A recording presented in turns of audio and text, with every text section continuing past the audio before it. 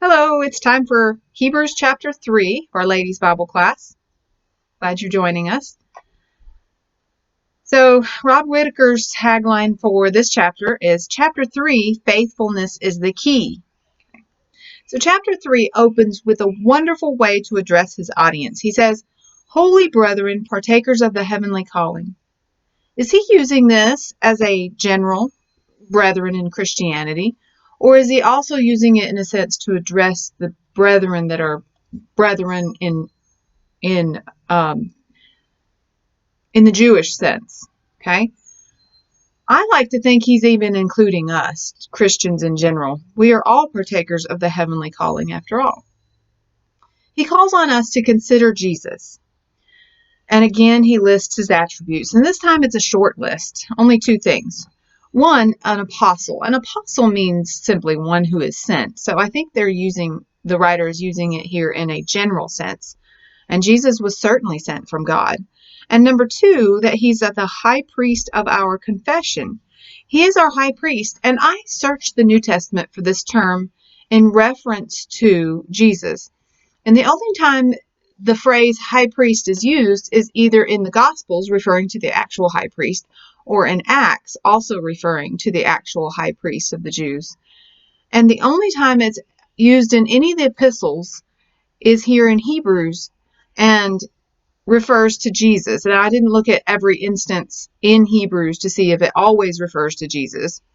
I have a feeling that probably most of the time there may be a time or two when it does refer to the Jewish high priest, but I find that interesting that the words high priest referring to Jesus are only in the book of Hebrews.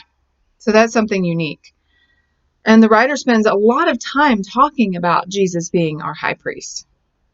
And of course, we'll come back around to it in later chapters. The majority of this chapter, chapter 3, is defending the writer's premise that Jesus is better than Moses. So another little tagline to remember is Jesus is better than Moses. Again, the writer is drawing upon the audience's knowledge of the Old Testament. In verse 2, he begins where Moses and Jesus are the same. Jesus is faithful to him who appointed him, that is God, as Moses was faithful. Now, we know that Moses did sin, and that kept him from getting into the promised land, but he didn't sin as a result of unfaithfulness. And we're going to see that a little more. He was willing to take the Israelites in to the promised land, but it was because of them, the people, who gave into the fear that stopped them from going. And we're going to deal more with that in a little bit. And this also goes on into chapter 4. Okay.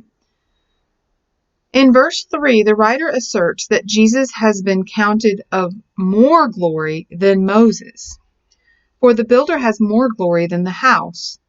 And we know that's true. I mean, if we know Tim is in our congregation and he builds houses, if he built a house and say he was in it and it got destroyed by a tornado, we would cry more over the loss of a human than we would of the house. A human is always going to trump a house. A house is just a physical thing, and it does not contain a soul like a human does. But even more so than that is Jesus. He and God together, the three, created the world. And if you can imagine all the things that he created, and yet he is greater.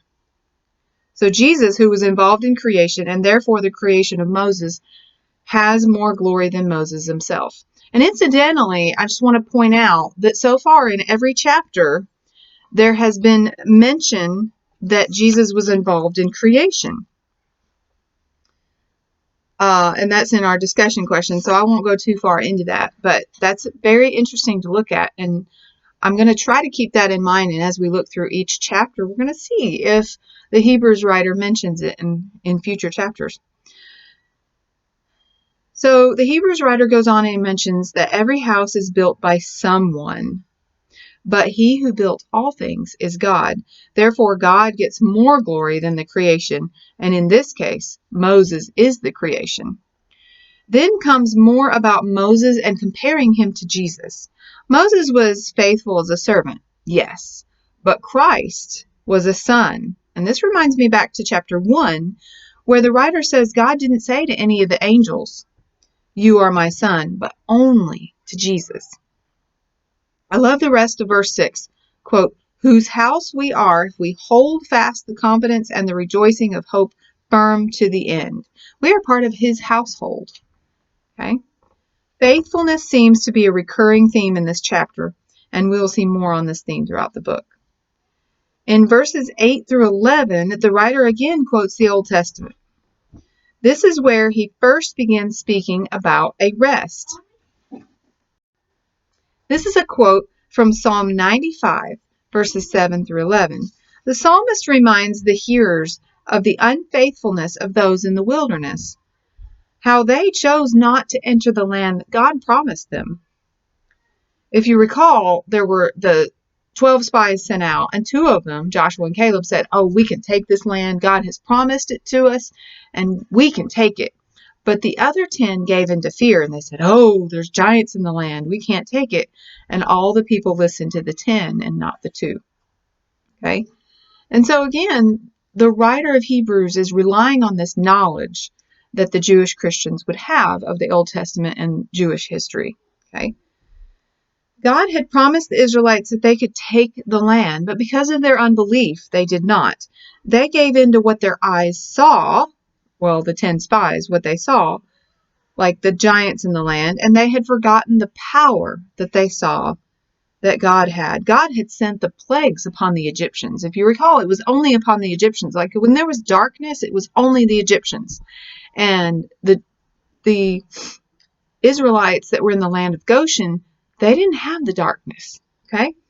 So they saw these things happening. He had parted the Red Sea and allowed them to walk across on dry land. Yet the Egyptians, when they tried to cross, they were plunged into the depths of the water on that same dry land, and they drowned. They saw manna come every morning. If you recall, the manna, they were only supposed to gather a certain amount. And if they gathered too much, the next day it would spoil. But in preparation for the Sabbath, on the day before the Sabbath, they were to gather twice as much so they didn't have to work on the Sabbath. Well, that manna that they gathered extra was not spoiled the next morning because God knew they needed to eat it, and God had commanded them not to work. So God allowed that miracle to happen so that they could eat. So they saw that. They saw water pour out of a rock. We know water can't come from a rock, but it was God's power that brought it forth from the rock. They saw quail when they whined about how all we came out to the wilderness and all we have is this bread, this manna.